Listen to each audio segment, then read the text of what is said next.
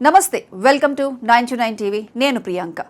నువ్వు లేకపోతే నేను చచ్చిపోతాను నువ్వే నా ప్రపంచం నిన్న పరిచయం ఈ రోజు ప్రేమ రేపు పెళ్లి ఇలాంటి డైలాగులు మనం రోజు ఏదో ఒక ఇన్‌స్టాగ్రామ్ రీల్లోనో ఫేస్బుక్ మీమ్ పేజ్లోనో లేదా మన పక్కింటి కుర్రాడి వాట్సాప్ స్టేటస్లోనో చూస్తూనే ఉంటాం వీళ్ళ ఓవర్ యాక్షన్ చూసి ఒరేయ్ మీకేం పని పాట లేదారా అని మనకు అనిపిస్తుంది సరిగ్గా ఇలాంటి ఓవర్ యాక్షన్ చేసే టీనేజర్లను ఉద్దేశించి మన నెటిజన్లు వాడే ఒక బ్రహ్మాస్త్రం నిబ్బా నిబ్బి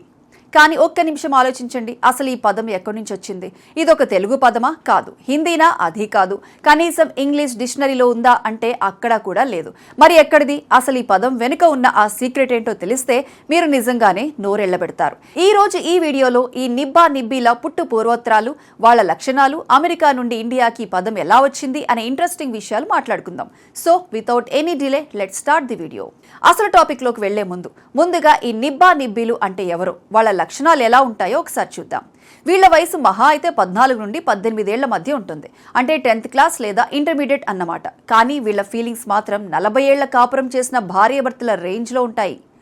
పరిచయమైన రెండో రోజే పేర్లు మారిపోతాయి బేబీ జాను బంగారం పండు ఇంకా అడ్వాన్స్ అయితే మై వైఫ్ మై హబ్బీ అని పిలుచుకుంటారు వీళ్ళకి పెళ్లి అనే పదానికి స్పెల్లింగ్ కూడా సరిగ్గా రాదు కానీ ప్రొఫైల్ బయోలో మాత్రం టేకెన్ బై మై ప్రిన్స్ అని పెట్టుకుంటారు అకౌంట్ పేర్లు చూస్తే మనకు కళ్ళు తిరుగుతాయి cute killer broken heart boy daddy's little princess ఇలా ఉంటాయి అర్ధరాత్రి 2 గంటలకు ఐ మిస్ యూ అని ఏడుస్తున్న ఇమోజీలతో వాట్సాప్ స్టేటస్లు పెడుతుంటారు ప్రేమలో లోతు కంటే వాళ్ళకి సోషల్ మీడియాలో ఆర్భాటం నాటకీయత ఎక్కువ కోపం వస్తే చేతులు కోసుకోవటం బ్లేడ్తో పేర్లు రాసుకోవటం లాంటి చౌకబారు భావోద్వేగాలకు వీరు బ్రాండ్ అంబాసిడర్లు అందుకే మన మీమర్స్ వీళ్ళకి నిబ్బా అంటే అబ్బాయి నిబ్బి అంటే అమ్మాయి అని ముద్దుగా నామకరణం చేసేస్తారు సరే వీళ్ళ గోల పక్కన పెడితే ఈ పదం అసలు భూమి మీదకి ఎలా వచ్చింది మీరు నమ్మినా నమ్మకపోయినా ఈ పదం పుట్టింది మన ఇండియాలో అయితే కాదు అవును దీని మూలాలు అమెరికన్ పాప్ కల్చర్ మరియు ఆఫ్రికన్ అమెరికన్ వర్నాక్యులర్ ఇంగ్లీష్లో దాగి ఉన్నాయి కొంచెం హిస్టరీలోకి వెళ్దాం యునైటెడ్ స్టేట్స్లో నల్ల జాతీయులను అవమానించడానికి బానిసలుగా చూసే కాలంలో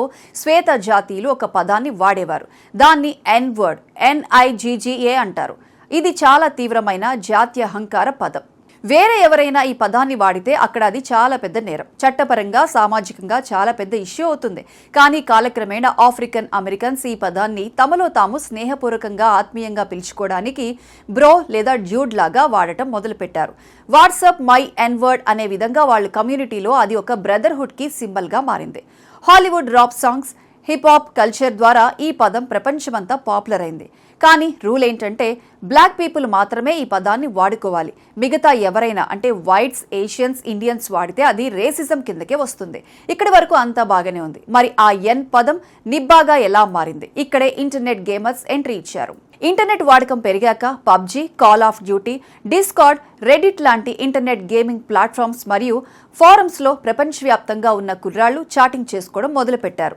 రాప్ సాంగ్స్ విని ఇన్ఫ్లుయెన్స్ అయిన కుర్రాళ్లు గేమ్స్ ఆడుతూ వాళ్ళ ఫ్రెండ్స్ని కూల్గా పిలవడానికి ఈ ఎన్ వర్డ్ని టెక్స్ట్ చేయడం స్టార్ట్ చేశారు కానీ ఇంటర్నెట్ గైడ్లైన్స్ ప్రకారం ఆ పదం వాడటం నిషేధం ఆ వర్డ్ టైప్ చేసిన వెంటనే అల్గారిథమ్స్ దాన్ని బ్యాన్ చేసేవి లేదా వాళ్ళ గేమింగ్ అకౌంట్లు సస్పెండ్ అయ్యేవి మన కుర్రాళ్లు ఊరుకుంటారా సెన్సార్షిప్ ను బైపాస్ చేయడానికి ఒక తెలివైన మరియు ఫన్నీ ప్లాన్ వేశారు ఆ పదంలో ఉన్న జీజీని తీసేసి దాని ప్లేస్లో బీబీని పెట్టారు అంతే నిగ్గా కాస్త నిబ్బాగా మారిపోయింది సిస్టమ్ అల్గారిథమ్స్ కి కొత్త పదం ఏంటో అర్థం కాలేదు కాబట్టి అకౌంట్స్ బ్యాన్ అవ్వలేదు అలా కేవలం ఇంటర్నెట్ సెన్సార్షిప్ నుండి తప్పించుకోవడానికి పుట్టిన ఒక వక్రీకరించిన పదమే ఈ నిబ్బా మొదట్లో విదేశీ మీమర్స్ దీన్ని కేవలం బ్రో లేదా ఫ్రెండ్ అనే అర్థంతో సరదాగా వాడేవారు అమెరికా మీమ్ ఒకటి ఇండియా మీమ్ పేజ్లోకి ట్రాన్స్ఫర్ అవుతున్నట్లు యానిమేషన్ ఇంటర్నెట్ కి హద్దులు లేవు అమెరికన్ మీమ్ పేజీల ద్వారా ఈ పదం మెల్లగా ఇండియన్ మీమ్ పేజీలోకి ఎంట్రీ ఇచ్చేసింది కానీ ఇండియాకి వచ్చేసరికి దీని అర్థం రూపురేఖలు పూర్తిగా మారిపోయాయి అమెరికాలో స్నేహితుడు అనే దానికి వాడిన పదాన్ని మన వాళ్ళు తమ క్రియేటివిటీ వాడి అపరిపక్వ ప్రేమను అంటే ఇమెచ్యూర్ టీనేజ్ లవ్ ను వ్యంగ్యంగా విమర్శించడానికి వాడటం మొదలుపెట్టారు ఎలాగైతే ఒకప్పుడు చప్రి అనే పదం ఒక కులానికి సంబంధించింది కాస్త వింత హెయిర్ స్టైల్స్ వేసుకునే వాళ్ళకి ట్యాగ్ గా మారిపోయిందో అలాగే ఈ పదం కూడా టీనేజ్ లవర్స్ కి ఒక బ్రాండ్ నేమ్ లా మారిపోయింది అబ్బాయిల్ని ట్రోల్ చేయడానికి నిబ్బాని వాడటం స్టార్ట్ చేశారు. మరి అమ్మాయిల సంగతి ఏంటి? దానికి రైమింగ్ గా ఉండాలని నిబ్బి అనే కొత్త పదాన్ని మన ఇండియన్సే స్వయంగా సృష్టించారు. ఈ రోజుల్లో ఇన్స్టాగ్రామ్ లో కెమెరా పట్టుకుని స్లో మోషన్ లో పరిగెత్తుతూ వింత వింత క్యాప్షన్స్ తో వీడియోలు పెట్టే ప్రతి జంటను నెటిజన్లు నిబ్బా నిబ్బి అని ట్రోల్ చేస్తున్నారు. నిజం చెప్పాలంటే ఆధునిక ఇంటర్నెట్ ప్రపంచంలో అపరిపక్వ ప్రేమకు మన వాళ్ళు ఇచ్చిన డిజిటల్ ట్యాగ్ ఇది. అయితే ఇక్కడ మనం ఒక సైకలాజికల్ పాయింట్ కూడా మాట్లాడుకోవాలి. ఆ వయసులో హార్మోన్స్ ప్రభావం, సినిమాల ప్రభావం వల్ల ప్రేమ అంటే అట్రాక్షన్, అదొక ఫ్యాంటసీ వరల్డ్ లాగా వాళ్ళకి అనిపిస్తుంది.